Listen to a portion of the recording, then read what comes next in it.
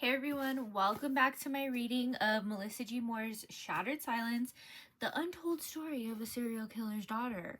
And we are on chapter 35 today. We are almost done. There is only 41 chapters, so we are so close to the end here. And thank you guys for remaining patient with me. I didn't have time last week to record me reading, and for some reason at the end of the week I was like, I never posted it. So I was actually even debating doing videos in my car reading it just so we can get it over with. But I'm here now, so we're gonna try to get through at least 3 chapters at the very least. So here we are, and we're gonna just get to it. Be sure you guys are subscribed.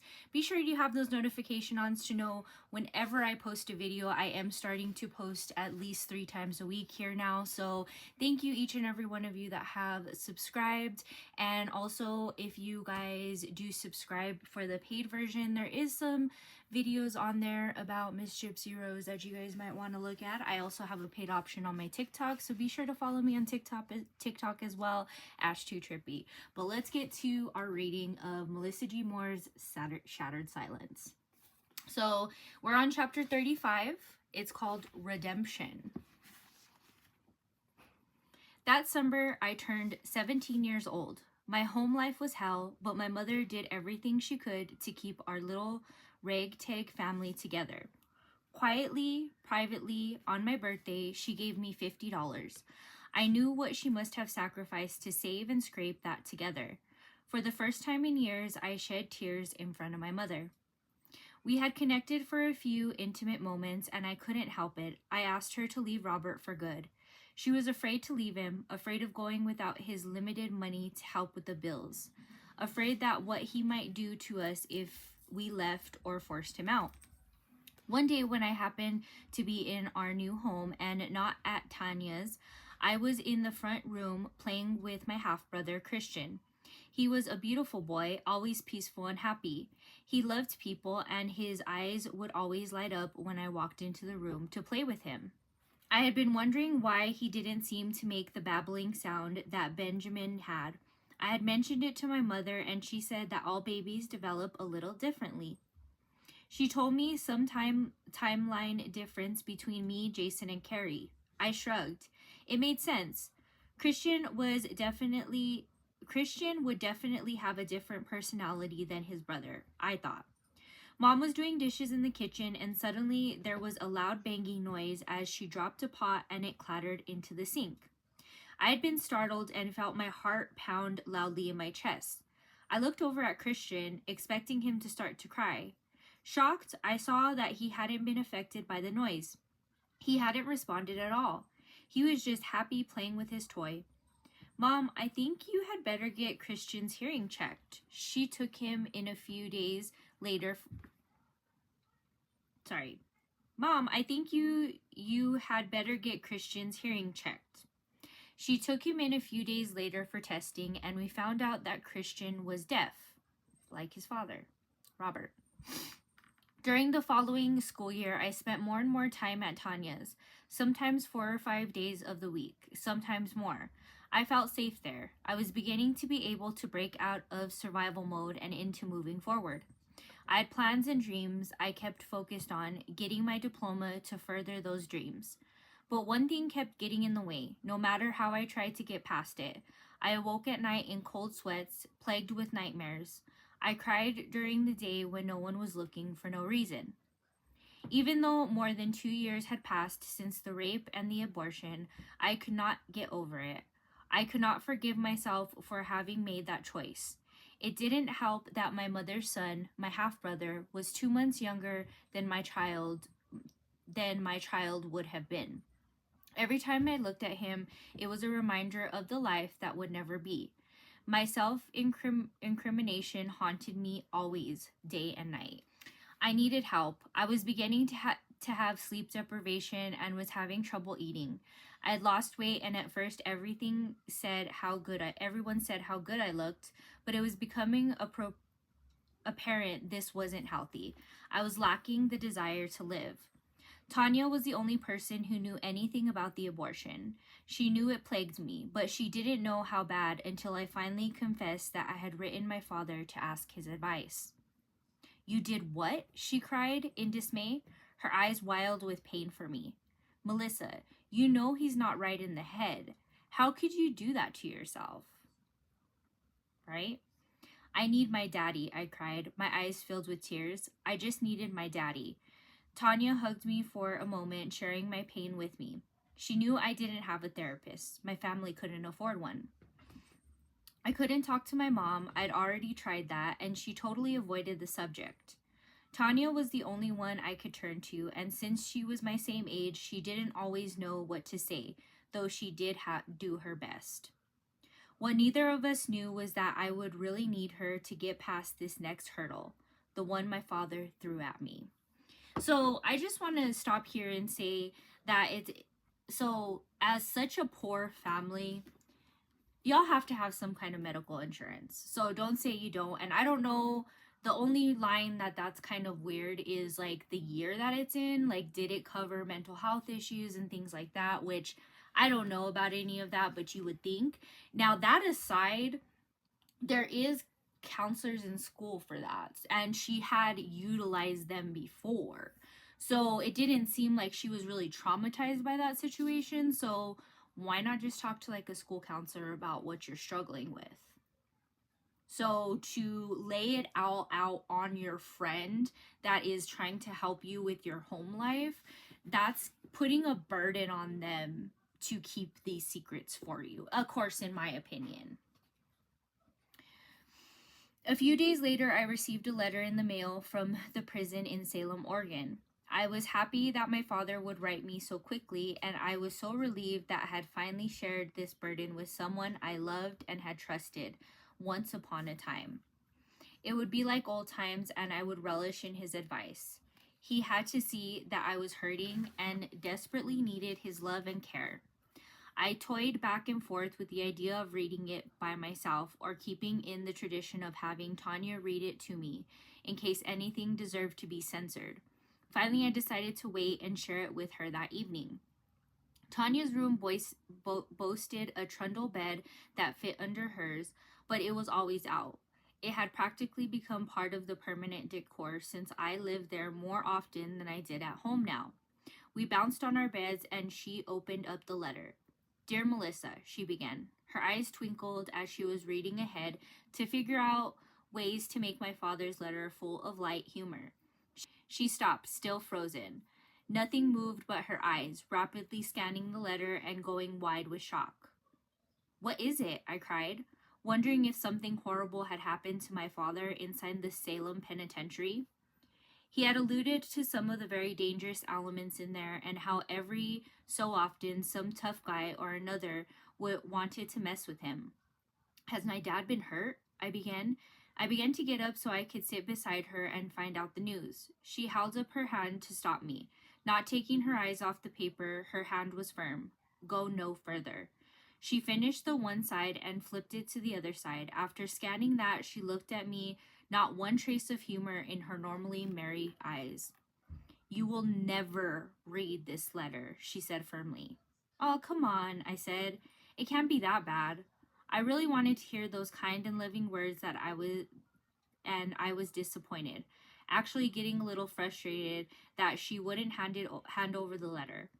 It can't be any worse than the other stuff you've read me, Tanya. Please let me see it.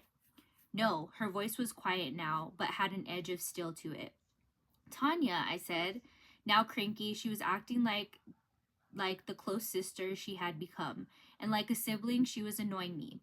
Obviously, she was feeling the same way because she blurted out what came next. Okay, Melissa, if that's what you really want, but I'm not reading it to you. She flung down the letter and angry tears filled her eyes. At first I thought I had hurt her feelings, then I realized that the tears were actually for me, not for her. I stared at the letter, then looked at her, and then back to the letter again. What does it say? I whispered. She looked at me and the tears spilled down her cheeks. He says that you are a murderer too, and that you deserve to be locked up in a cell right next to him. So I'm assuming he's calling her that because of the abortion. And he most likely found out. We'll find out more. But her father has always said, "You're a lot like me, Melissa." And she has always denied this. And I believe to this day, Melissa G.Moore is exactly like her father. All right, so chapter 36 is called Bittersweet. In the spring of 1998, after more than 2 years, Wyoming was finally able to extradite my father for the murder of Angela Subbreeze. He was always in the news as he continuously caused legal and media chaos. I heard some bits and pieces here and there, mostly that my dad was taunting the authorities, that he kept changing his story, and that he was making a laughingstock of the legal system. I could tell he was enjoying it, and it made me sick. It was another way that he was toying with his prey, the only prey he had now. Finally, some kind of deal was worked out, and he pled guilty to the murder of Angela Subbreeze in Wyoming. Laramie County prosecutors had to agree to not seek the death penalty against him. On June 3rd, 1998, District Judge Nicholas Kalakathis sentenced my father to life in prison and ordered it to run consecutive to the 2 life sentences in Oregon and the life sentence in Washington. He was returned to Oregon. I didn't know what that meant, so I went again to the library to find articles about what was going on. I told the librarian I was a college student working on a summer quarter project, and I asked her to read that part of the article so she could explain to me what all those consecutive sentences meant. She read through the whole thing quickly, her face screwed up in concentration. After a few minutes, she looked at me and then glanced around to see if anyone was within hearing distance. Satisfied, she leaned forward to whisper to me. What this means is that Keith Jesperson will never leave prison, whether it is in one rat hole or another. That sick bastard will die in prison and get what he deserves. I was careful to keep my face a mask as she looked at me. If it were me, she added, I'd rather undergo the death penalty than to live that many years with the knowledge of what I had done. So she didn't know what consecutive life terms were. And again, she's still very young at this point. I understand that. But at the same time, she sought out all this information that really shouldn't have mattered to her. She should have let go of her father after all the crap that he had did and just left it. Okay? Again, that's my opinion. The year of my high school graduation was the light at the end of the tunnel for me. I would soon be in charge of my own life and my own choices. Over the last 2 years of high school, I saw my siblings dropping out of school, and I vowed to continue to the last day, graduation. I was delighted to hear that my father's family from Yakima would drive over to Spokane to watch the ceremony. To feel their support was a reward for the determination I had needed to endure each day of classes. There were moments when I wondered if I should quit and find a full-time job so I could support myself in a different environment. Deep down, though, I knew I was making a wise choice, that quitting high school would have caused more complications than enduring the difficult days. The summer after my graduation, I found a job on the north side of town at a beauty supply house. The job became flexible with my college classes in the fall. I decided to attend a local community college that offered general studies while I worked for my cosmetology license for Washington State. During high school, I had found that I had a talent and passion for coloring and designing my friends' dance updos. Over time, I thought I might want to receive a bachelor's degree, so my general study classes were equally important to me. So she wants to go to cosmetology school. There's another connection there that her and her bestie Gypsy Rose have made with each other. Because we know that Gypsy Rose is also a person that wanted to go to cosmetology school. Ain't that some shit? Since I was mostly on my own, I found that my intuition and that my connection to God helped me in numerous situations. Seeming coincidences, which I called miracles, began to happen on a daily basis as I met certain people at the right time and the right place to further a goal, to serve someone in need, or to find joy in the moment. I also learned great lessons in the warnings that would come.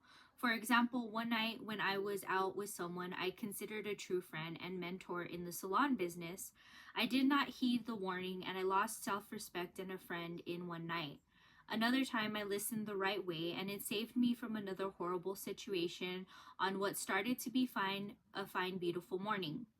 Spokane had developed beautiful walkways from the outskirts of town all the way into town. They were referred to as the Continental Trails. People often walked, biked, and rollerbladed on them. Sometimes they were frequented by people with other agendas. However, one of whom I met one early morning when I was on my way to work. Still living at Mom and Robert's, I was headed downtown to an upscale department store that I had begun working at. I still didn't have a car or license, but I loved my job and I loved how I was feeling there. As I hurried along the trails, a man came out of nowhere and fell into step with me. Within a few minutes, he began a conversation with me and my warning signs went off. In the conversation, the man would make a comment and I felt the distinct prompting to agree with him instead of arguing. He had my father's energy, and flashbacks of the time he would get angry about money came into my mind. I remember that by agreeing with my father, I placated him until he could settle down.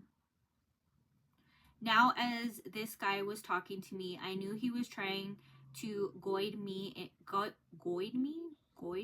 into an argument so I could react. He wanted me to react, to fight. Agreeing with him was buying me more time. You're right, I said. You are totally right. You're great. As we neared a bend, the guy started pushing me to the side with his shoulder. I knew right away that the corner was a lot of greenery, underbush, and trees. If he was able to push me in there, I would be in trouble. I whispered a fervent prayer all the whole while I was agreeing with this man, throwing him off just a little bit. All of a sudden, from around the corner appeared a new man, a stranger. Due to my prompting, I spoke. Brad, I cried and latched onto the stranger, going in the opposite direction, as if I knew him from long ago. Oh my goodness, how are you? I'm not, he began, but I cut him off with more deliberately bright and friendly talk, and when we were far enough away, I explained the situation and thanked him profusely for not blowing my cover and for coming along at just the right time. I knew that my prayers and intuition had paid off. Sorry, but that whole story we just heard right there sounds fake. Sounds like a movie. Sounds like she's seen it somewhere. And it sure does say a lot about the fables she tells, right?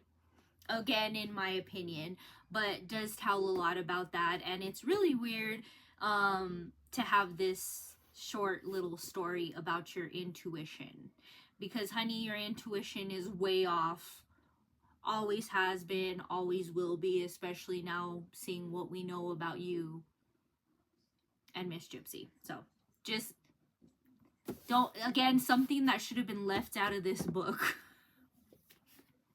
College was a wonderful experience. The feeling of some control over my life drove me out of a slight depression.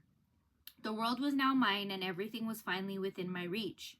There was only one thing holding me down. I was living in my mother's home where Robert still resided. To really be free, I knew I had to find my own place. I brought the idea to Tanya that we would look around for an apartment to rent together, and she agreed. In the fall, we found a cheap place in the historic Browns Addition area of town. While looking at the 2-bedroom apartment, Tanya and I fell in love with the old charm appeal it had.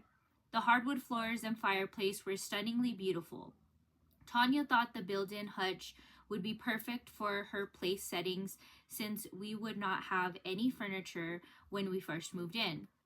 We felt ready to make our own rules and manage our own lives. The freedom was thrilling. After moving in, I enjoyed some time of freedom on my own. In my striving to be independent on a tiny budget, I got into some problems that I didn't know how to deal with. After floundering for a time, I realized that the first step was to take accountability and clean up the mess I had created with my finances and my relationships. Taking accountability became a blessing. I saw that when I did not take accountability for my life, I created chaos. When I did take accountability, then I was free from my excuses and I was empowered. If you only really did take accountability. For the first time, I realized the ripple effect I had as a person. I recognized that my ripple was either positive or negative in its effects on others. Negative ripples came from not caring about others or not caring to know about others. My father wanted to avoid going to prison, so he killed, not caring what that meant for his victims, their families, or his family. My mother wanted security, financial help, and safety from the unknown, so she stayed with Robert, not caring to know how this affected her children. Sean had wanted to satisfy his sexual urges, so not caring about who he was hurting, he took what was not given to him. The self-serving desires of those I cared about had cost me a lot. In my own financial fiasco, I had been utterly self-serving. It had affected others and my relationships. I resolved that from moment forward, it was time to be something different from what I was taught. I received an email from Gavin. Since that first summer when my father drove us to the coast, we had been making regular summer reunions. Each summer, my feelings for him had grown stronger. I had believed that we would eventually get married, especially since our time together in the previous summer when we discussed the possibility of me moving down to San Francisco with him. Wow. When Gavin graduated, he enlisted into the Air Force and was stationed at Travis AFB. 2 days after I was to fly out to see him, he informed me he had a new girlfriend, but that he still wanted me to come out. I was crushed. I flew out and met his girlfriend, but the ensuing drama didn't work for me, so I quickly flew home again. It was the last time I saw him. Prior to the last summer together, I had always placed him on a pedestal, thinking there would never be anyone better for me. After a while, I realized that Gavin had been a gift to me. Summer after summer, his friendship and the prospect of seeing him gave me hope to an otherwise dark and dreary world. He had been my first love, my teenage crush. He knew me at a time when I was young and immature. Releasing him gave me a permission to grow up and grow into adulthood. Now I was free to stand on my own without a crutch. I was also now available for someone wonderful to enter my life. While I was in college and working at a pizza joint, I met a cook who worked there. Zach made me laugh. Eventually, we became the best of friends and began dating. He treated me like a queen, and from him I learned I could have a man in my life who treated me with kindness, gentleness, respect, and openness. He and I would talk for hours, and even after we broke up, I knew that he had laid a foundation for me, that every man I included in my life would have to walk a little taller, because finally I knew what I would expect in a healthy relationship. So, I thought that like all of this fiasco with her dad would, and also like the abortion and the rape wouldn't allow her to like want to be in a relationship. I guess that's just like a normal human thing to like want to be in a relationship.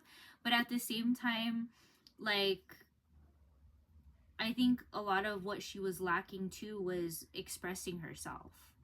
And that's not something she even talks about yet, but I'm still saying, you know. All right, so let's go ahead and do one more chapter. Chapter 36, it's called Great Expectations. Lying under a blanket of glorious stars, I looked up into the magnificent brilliance of the night sky and smiled a cheesy wide smile, crooked teeth and all. Of course, no one could see me, but I was happy. I still had goals I had set and challenges to overcome, but for the first time in my life, I could look back on the past year or two and point out how many triumphs and blessings I had, rather than all the tragedies and losses I had experienced. Though it was naturally optimistic, I had found so much more than optimism or hope. I had found faith. Faith in myself, faith in other people, and faith in the one who created this amazing universe. I felt so alive and connected to everything. It was a beautiful and empowering place to come from. I wanted to be able to put in a bag and take it with me. Even the hardest lessons I had learned in the last year were still lessons. I had learned so much and now felt that I was truly ready for life that was powerful, passionate, more honest, more fun, and more real than I have ever experienced.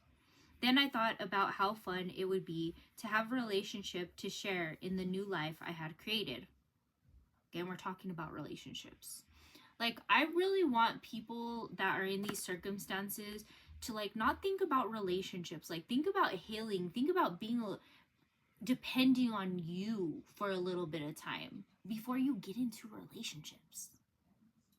Just me? I don't know. I relaxed even further into the grass and closed my eyes. I pictured in my mind someone that would be a good fit for me. Suddenly, images of a world traveler floating into my mind and then slowly out. A large map of the world unfolded and Europe was highlighted. Then I saw him, a man with a strong, solid build and blonde hair. I knew he was finishing or had already completed his college degree, that he would be an excellent provider, and that he was compassionate, loving, interesting, and had a great sense of humor. I could see our laughing silhouettes dancing in the moonlight. The man was very, very real, and I knew that he existed. I let go and trusted that he would come into my life at the perfect time. I said a prayer of gratitude and then I let it all go. And the whens, wheres, hows, and whys didn't matter. I decided I would let God handle it. That wonderfully familiar feeling of peace washed over me, and I sighed in the sweetness of the spring grass. So it's giving fantasy, it's giving unrealistic, it's giving I'm pushing all my problems to the side. Again, in my opinion, so don't come after me. 2 weeks later, I got a call from my friend Rebecca. In my last year of college, she and I had become very close. She was full of spark and joy. Rebecca came from a large Mormon family, and she was one of the younger children. Her outlook was always positive, even though her family had gone through more tremendous trials with health and money. I had even felt comfortable enough around Rebecca that I had invited her to my home often, knowing she would never judge my home furnishings or lack of material things. So, do you want to go to a church dance with me? She asked. If she could have looked through the phone, she would have seen my puzzled expression. Do Mormons dance? I asked. Of course we do, she laughed. Just like you would at a party. The only difference is we think we can have a great time without getting wasted. She was teasing me. I had an occasional Corona, but I was not into consciousness altering agents. I liked to be in full control of my faculties at all time. In my opinion, it was too dangerous not to be. Just a weird way of putting it, sorry. I was obviously pretty ignorant in my knowledge of her beliefs, and I did not know what to expect. Only because I did not have other plans for the weekend, I agreed to go with Rebecca once we both finished up work. The dance was at a church building out in a rural part of town. I was amazed how packed the building was with people my age. The DJ was playing the most popular songs of the time, which surprised me. It really was like a normal party I was used to, but without alcohol, which sat well with me. When I was a few years younger, I had experimented a little with the bar scene, but I didn't enjoy the dense energy or people's excuses to completely lose their boundaries. I had always felt tense and on guard. This dance was different. I was trying to figure out exactly why it wasn't just the alcohol. The gym area had been decorated with balloons and streamers, always the observer. I watched as people mingled. Most of them appeared to know each other. Suddenly, out of the corner of my eye, I spotted a guy sitting toward the back of the room on the edge of a stage.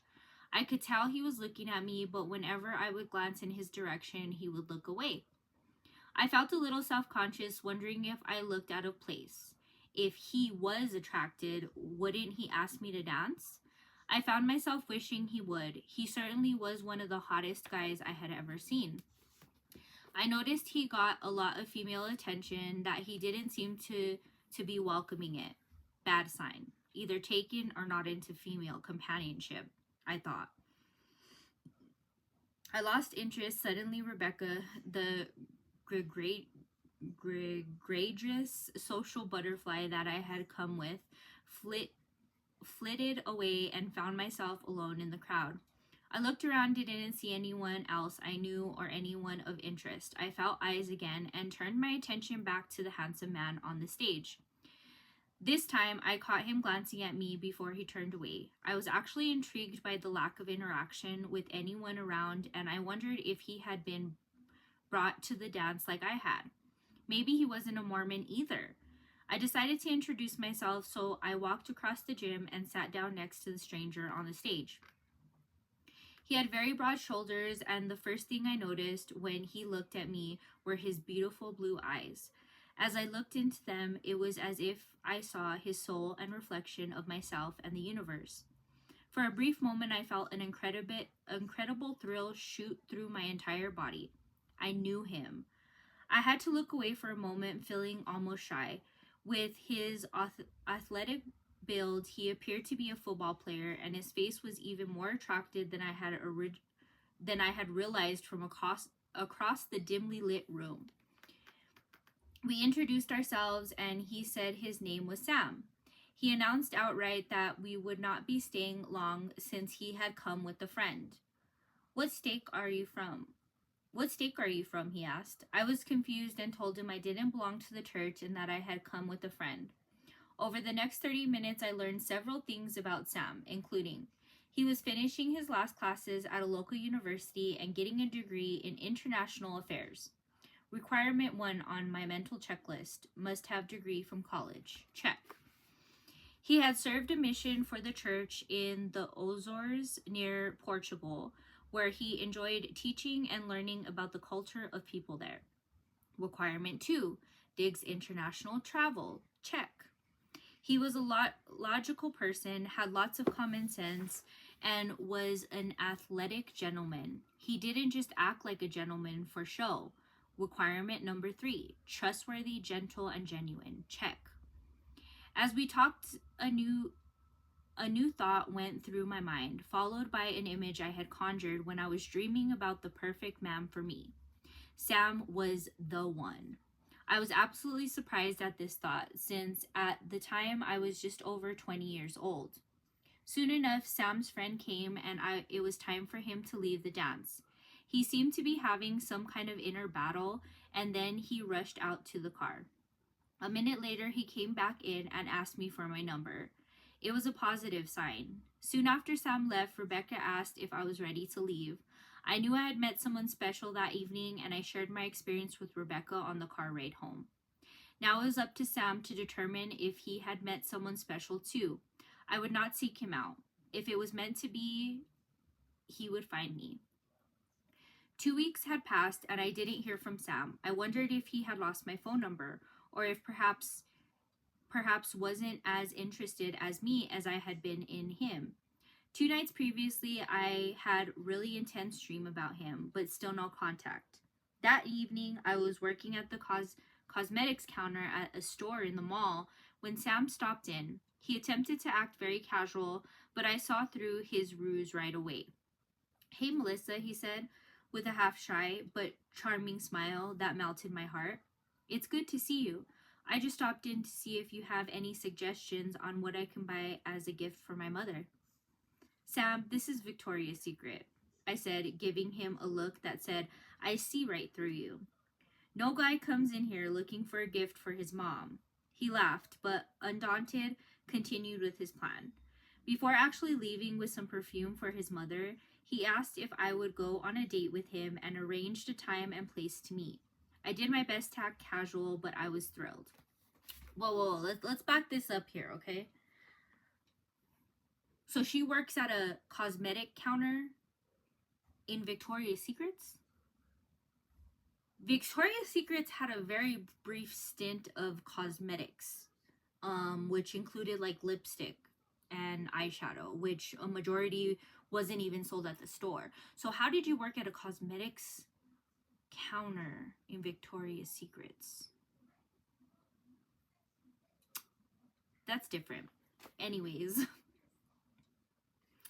And how did he know where you worked? Like, did you tell him? Like, that wasn't included. That was something you should have included. Like, oh, I told him where I worked. And didn't she just say that she worked at a different place? Like, again, we're We're switching time frames and it's very confusing for the reader. Here we are again.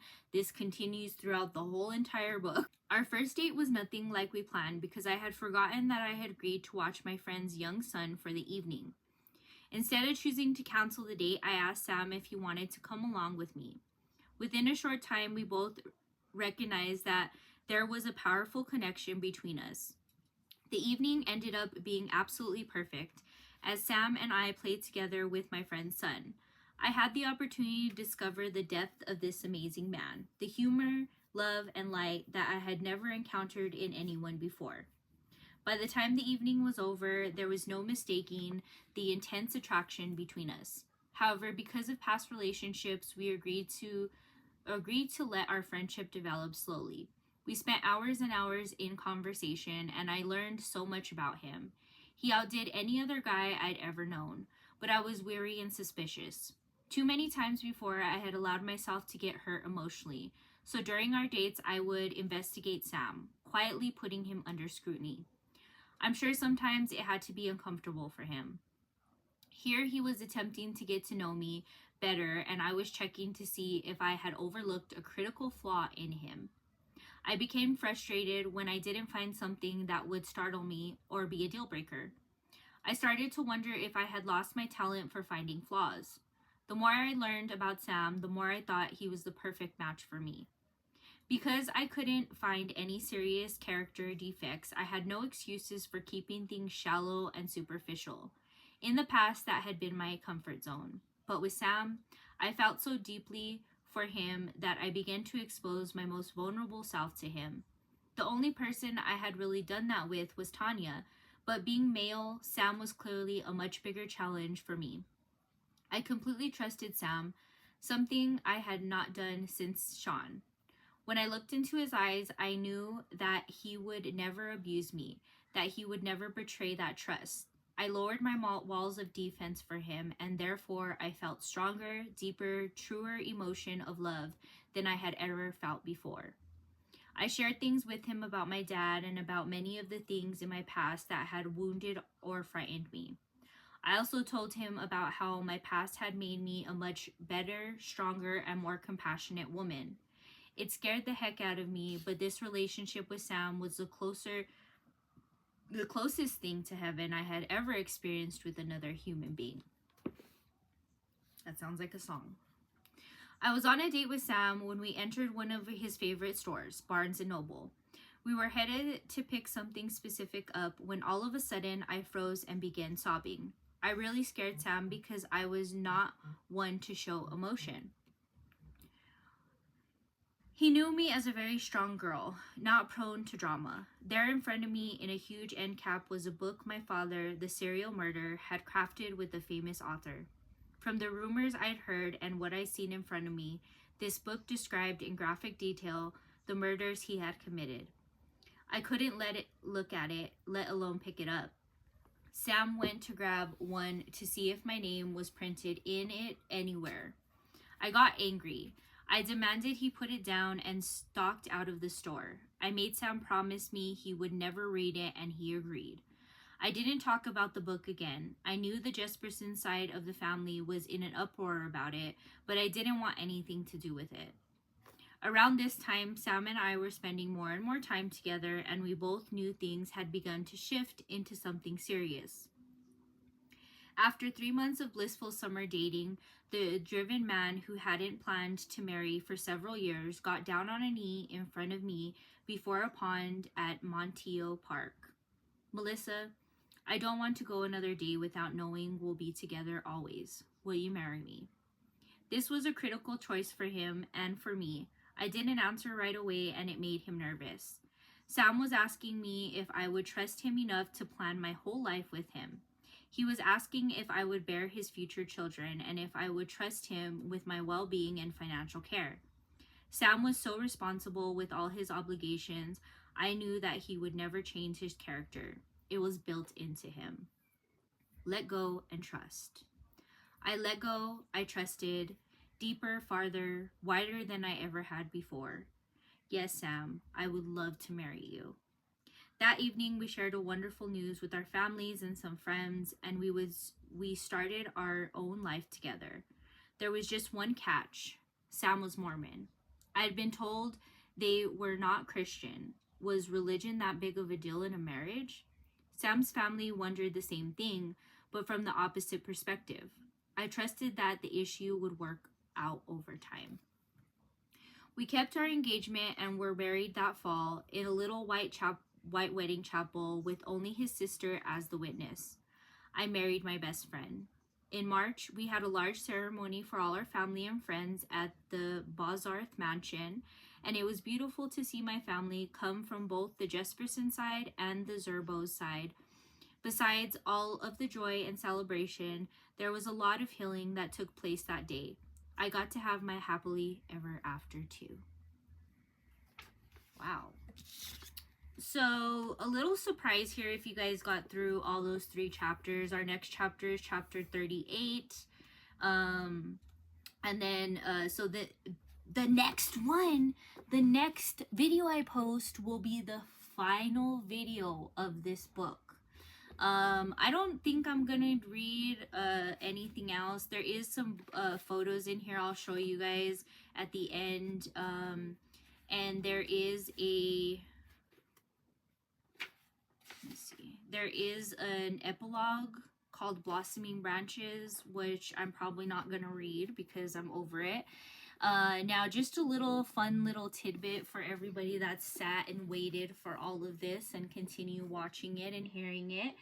Her first husband, who she just spoke about, Sam, is somebody that has reached out to me over on my TikTok page, and I have been in talks with him about a lot of circumstances. He's never read this book. I have guided him here to read it.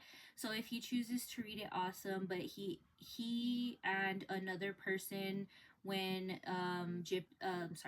Melissa Moore was in middle school, have reached out to me due to me exposing, you know, who brought Gypsy Rose into this whole platform of becoming a quote-unquote celebrity.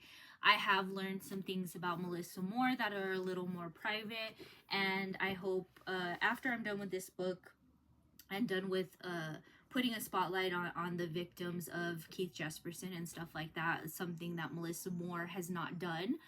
I will talk about that, and I want to set up an interview with him and stuff like that too, because I think it's really important to get the truth out there. And you know, we've learned so much about her connections with Gypsy Rose throughout this whole book, including, you know, the fact that she did ghostwrite, you know, Gypsy Rose's book. To me, it's just very concerning, because of the fact that a lot of it was a lot like this book, hard to read. Timelines were all over the place. There was lies that were quite obvious, you know what I mean? So it's kind of opened our eyes to that. Now, that put aside, is I am completely over talking about Melissa Moore as of right now, so all that other stuff may come at a later time, but just keep that in mind. I do have people that have reached out to me. I never reach out to people unless I feel like it's super important for them to tell their side, but these people have reached out to me over the past few months, and yeah, they said if you have any questions, just let me know. I'm more than happy to help you. And especially with her first husband, he just wants the relationship with his kids. I don't really know what happened between them. I don't know if we're gonna know what happened between them or anything like that, but she does get married a second time, and that's who she's currently married to now. So that kind of puts it in a little more perspective for you guys. But I hope you guys enjoyed this. Be sure to like and subscribe and turn on those notifications so you know whenever I post a video. I also want to remind you guys, the videos I have been posting, aside from, of course, reading the book, and my podcast, which is Blurred Lines, Crime, Conspiracy, and the Truth Behind the Gossip, which I will have a brand new episode coming out on Friday. It'll be a deep dive. But aside from all of that, I have also been doing this thing because if you guys are on TikTok, you guys know that sometimes when you make TikToks, you respond to comments or you make multiple videos on a situation. What I have been doing here on my YouTube channel is I've been putting all those videos together, and I've been just allowing you guys to see the evolution of what our conversations are on TikTok, and a lot of people seem to be enjoying them, so check it out. I have my recaps of Gypsy Rose's show up. I have some stuff about Tofia. If you guys don't know who Tofia is, I'm sure you can Google it.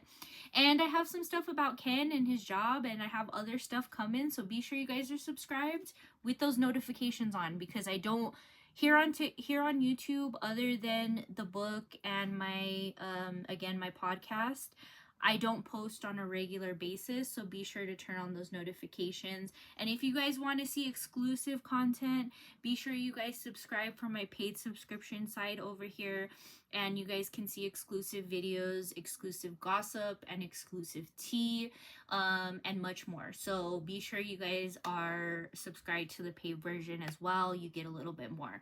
But thank each and every one of you. I appreciate you, and we'll talk about it next time. Bye, guys.